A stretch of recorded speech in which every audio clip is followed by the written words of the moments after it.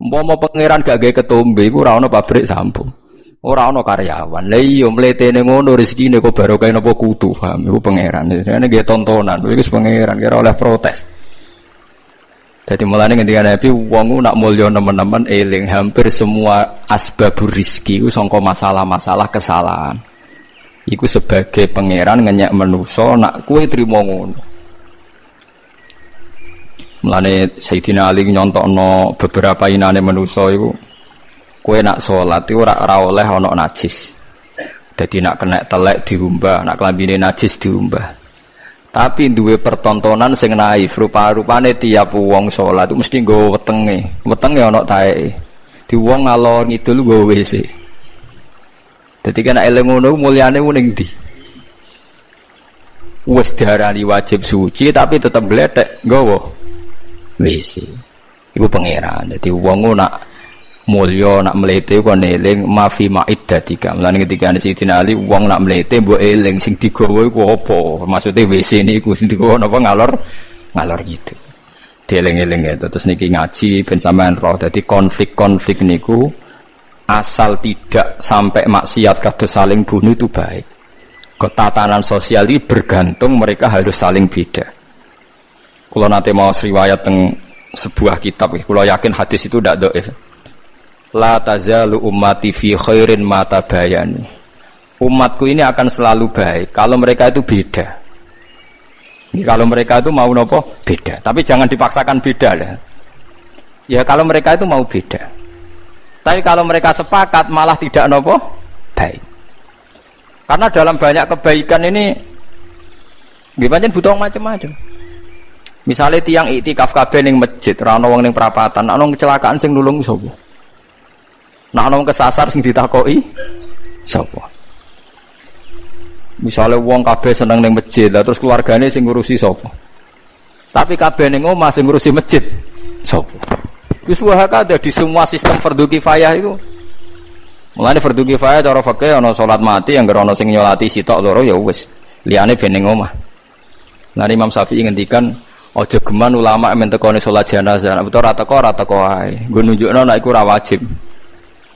Tapi nanti kene rawani kan darani sombong. Ya perkara ini tadi sekali sepakat semua, wong sak desa salat jenazah omah kosong, nek ana maling tanggung jawab sapa? Mulane terus fikih damel kesimpulan ciri utama fardhu napa nek ana sing nglakoni wis cukup, liyane napa gugur. Mergo kuwatir bahaya nek semuanya melakukan hal itu.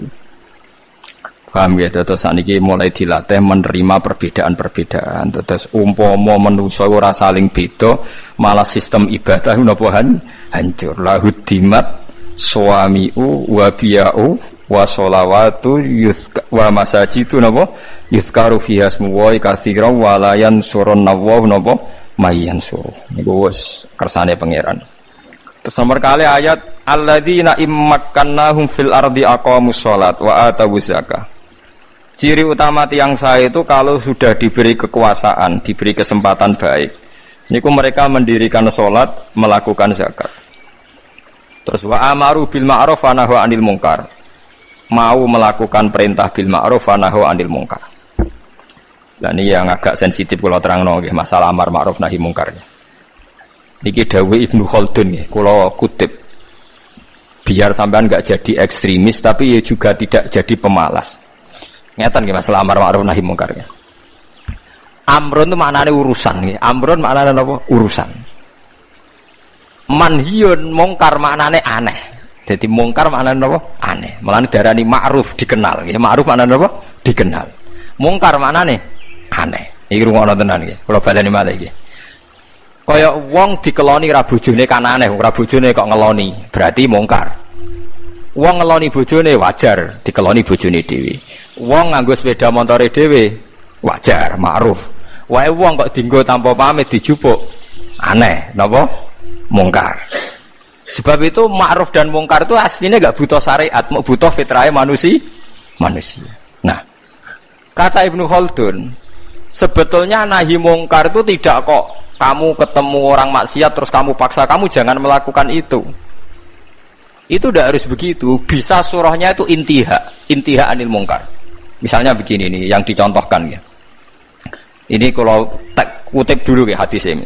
Mar aminkum mungkaron falyughayyirhu biyadihi fa illam yastati fa bilisanihi fa illam yastati fa biqalbihi. Terus wa dzalika ataful iman.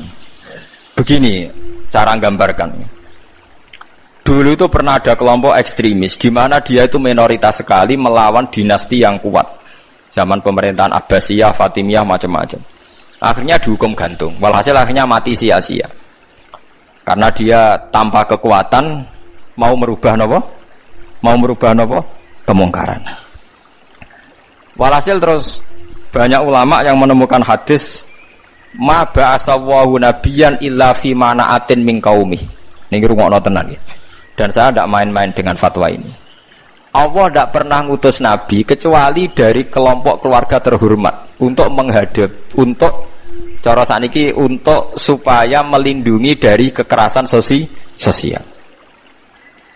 Saya beri contoh gini, rungokno tenan nggih ben sampean ora sok pribadi. Kanjeng Nabi ku rak mangkelno cara wong kafir Mekah, tapi ora dipateni, bahkan enggak pernah dilukai. Mergo Nabi saking suku napa? Quraisy. Sementara sahabatnya karena wong biasa, Bilal disiksa, Ammar disiksa, Yasir disiksa. Tapi Kanjeng Nabi mboten. Mergo napa? Dari keluarga napa terhormat. Padahal wong Quraisy gak seneng blas mbek Nabi. Nabi Syuaib nggih ngoten. Nabi Syuaib itu kaum ora seneng, tapi ora disiksa. Perkarane cara sakniki Gus utawa ningrat. Sampai kaum nak muni, ya Syuaib, andekan saya tidak mempertimbangkan keluarga Anda, pasti Anda sudah saya siksa. Walau la rohtuka la rojamnaka, wama anta alaina bi'aziz. Walau la rohtuka, umpama ora kelompokem, kowe ora keluarga ningrat, wis tak siksa. Wama anta alaina bi'aziz, kamu itu tidak siapa-siapa. Lalu Nabi Syuaib jawab, qala arohti a'azzu alaikum minallah. Faham ini rungokno tenan. Nah, kalau begitu berarti amar ma'ruf nahi mungkar itu bergantung asobiyah, bergantung satu kekuatan, imma kekuatan legal politik, wa imma kekuatan sistem keluarga maupun sistem apa? Sosial. Kalau ndak kamu akan sia-sia. Karena ndak ada nabi diutus kecuali dari kalangan apa terhormat. Supaya masa-masa dakwah disalahfahami itu enggak sampai dibunuh. Gini wow kasus Nabi Syuaib kaumnya napa? Kalau napa jenenge walau la rohtuka la rojam naka wa ma anta alaina bi'aziz. Qala ya qaumi arohti a'azzu alaikum minallah wattakhadhtumuhu wara'akum napa dziriya. Terus saiki Nabi sinten niku Saleh. Nabi Saleh juga begitu. Nabi Saleh itu orang terhormat sehingga kaumnya bilang qalu ya Shalihu qad kunta fina marjuwan qabla hadza. Marjuwan kamu ini jadi harapan kita. Kenapa kamu sekarang aneh-aneh? Dan ini gue pengetahuan ya. Kalau begitu, terus fatwanya Imam Ghazali, ben sampean ora sithik-sithik muni amar ma'ruf nahi mungkar. Terus Imam Ghazali berfatwa, la budda min rajulin min malin au adna jahin yutahassanu bihi dinu. Niki radi nyinggung santri sing nemen melarat ya, paham, tapi gak apa-apa iki hukum. Mboten apa-apa nak menawa barokah ngaji niki sing melarat nemen-nemen dadi mboten sida, paham niki mergo barokah fatwa niki. Seharusnya orang yang memegang agama itu punya adna malin, nggih punya napa? Adna malin, harta minimal. Au adna jahin, utawa punya status sosial minimal. Yutahassanu bihi min dini, supaya dia bisa membentengi agamanya. Saiki bayangno misale, kowe ku melarat buruwe wong kafir sing anti Islam. Rungokno nggih, kowe melarat buruwe wong kafir sing anti Islam. Di sistem politik negara yang anti-Islam, kowe iso mbayangno nglakoni salat. Mboten saged kan? Bagaimanapun kita nyaman salat di Indonesia mergo pejabat salat. Kita ya ora buruwe wong kafir sing nglarang salat. Artinya kita sekarang salat nyaman barokah adnal mal, ada sistem sosial, adnal jah, sistem apa saja sing menopang salat itu enggak dianggap masalah. Lah saiki suratul masalah iso mbok walik, jajal ae saiki kowe urip ning Timor Leste misal. Duwe majikan sing nganggep salat itu masalah. Ada sistem negara misalnya yang nganggep salat itu masalah. Kamu kangelan kan salat. Nah, makanya lah terus sakwise ngeten iki terus ada sistem demokrasi. Begini misalnya suratul masalah. Wong Islam dukung demokratisasi agama itu untung tak rugi. Orang yang kayak Gus Dur, orang-orang kelompoknya Gus Dur dulu berpikir untung. Untungnya begini. Jika non-muslim diberi kesempatan beribadah di Indonesia, maka imbasnya muslim yang minoritas di mana-mana juga diberi kesempatan. Sebagai imbalan mereka di dunia Islam enggak diapa-apain. Tapi orang-orang yang ekstremis enggak, cara berpikir berbalik. Ya enggak. Kalau kita membiarkan non-muslim ibadah, artinya membiarkan kesyirikan. Terus jadi istihad sing liar. Tapi kita tahu kan, di Ukraina misalnya orang Islam tertindas, di Myanmar, sing ini, Myanmar teng daerah ini sing nembe niku Rohingya, nanti di Thailand, di Papua ini, teng tenggene Phuket ya. Macam-macam lah. Terus di Singapura apa di Filipina itu dulu yang kelompok apa itu? Mindanao. Ini terjadi efek domino kan. Ya kula mboten bener teori ini Gus Dur atau siapa-siapa ndak, ini saya cerita. Setelah ada begitu terus itu udah hanya Gus Dur, zaman Ibnu Khaldun sudah bicarakan itu. Di kula baleni malih, dadi kula suwun sampeyan nak seneng dhuwit nggih monggo mawon, anggap mawon iku adnal jah wa adnal mal sing dadekno kuwe iso nentokno salatem. Mergo kowe nak buruwe wong kafir gak iso nentokno perilaku agamaan ndak, hanya gara-gara terlalu miskin. Lho kula niku ngrasakno, kula niku kiai, Kang. Kula niku kiai tenan. Sering dikelui santri sing melarat terus buruh teng Cina. Gus kula niku biasa Gus goreng daging babi. Niku kula jek ra tersiksa. Tersiksa kula niku nak digengken ngetro anake sekolah teng gereja.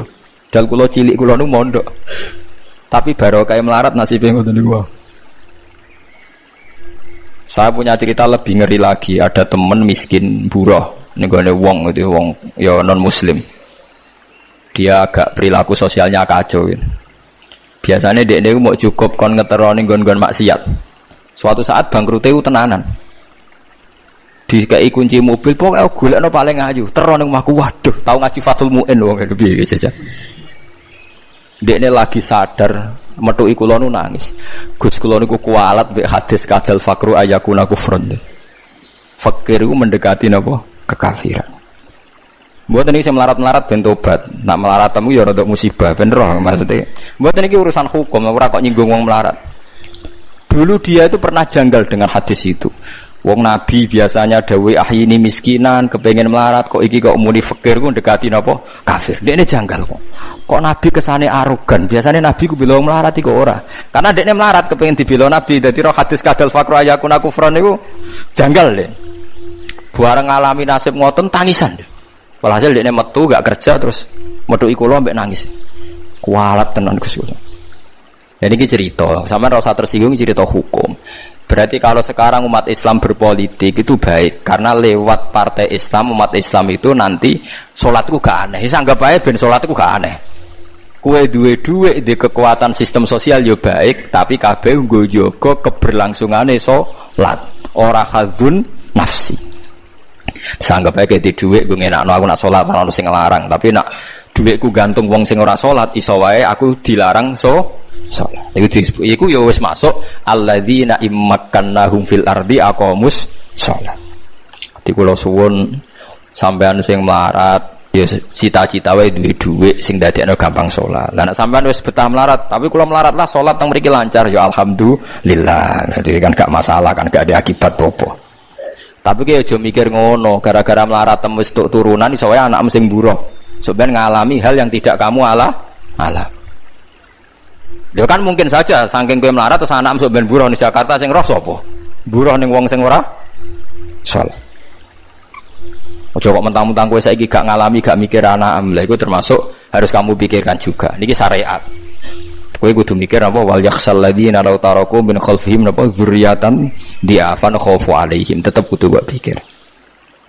Mulane ketikane Kanjeng Nabi beja-bejane wong iku sing duwe dhuwit utawa pangkat sing yutahassanu bihi min dini, sing iso nggo bentengi napa agama.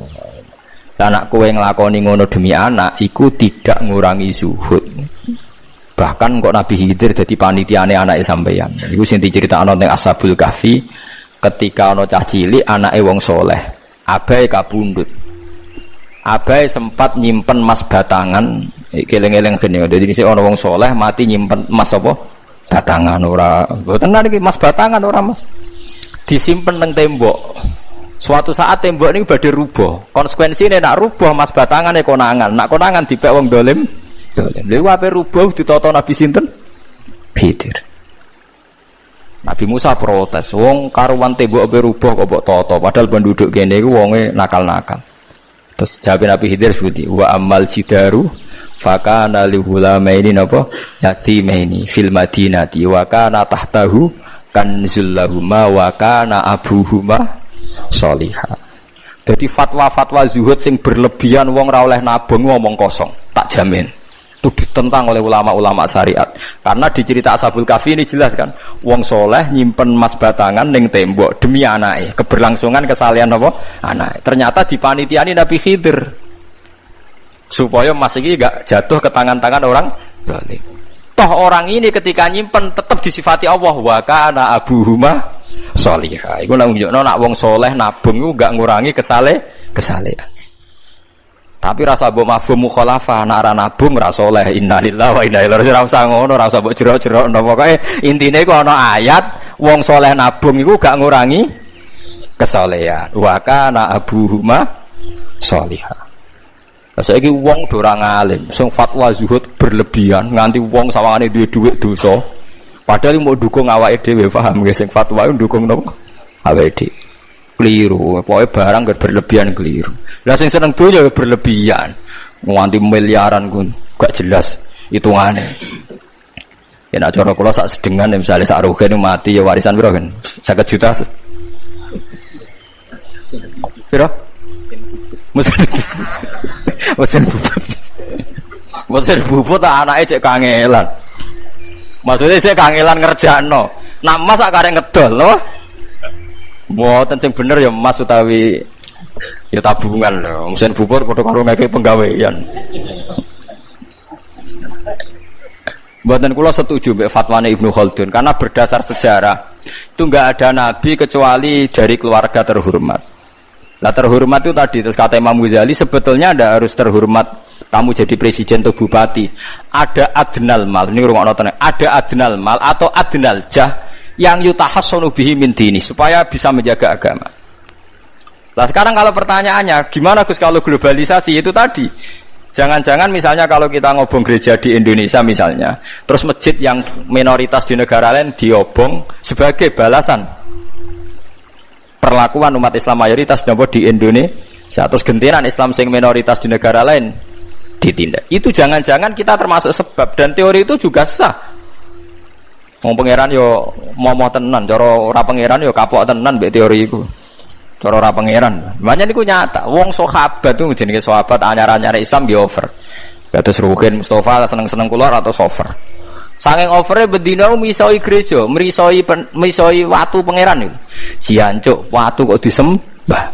Pangeran opo watu jancuk watu kok disembah. Akhirnya wong kafir malah sepe jancuk pisan pangeran. Pangeran akhirnya kena kan. Pangeran ya pangeran Allah akhirnya kena. Akhirnya ana syariat anyar. Wala tasubbul ladina tu'una min dunillah fayasubbu wa adwam biwiri lam. Mat sahabat temu aja oleh misoi pangerane wong kafir. Kurbane aku mat.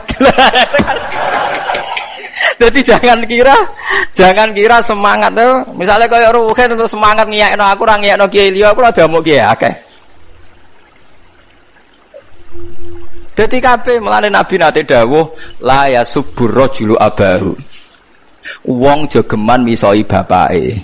Sampai Nabi dibantah ya Rasulullah wa hal yasubbur rajulu abahu. Mosok tiyang misoi bapake piyambak. Terus Nabi jawab ya subbu abar rajuli fa yasubbur rajulu abahu. Ya misoi bapake wong, akhire bapake dekne dipisoi.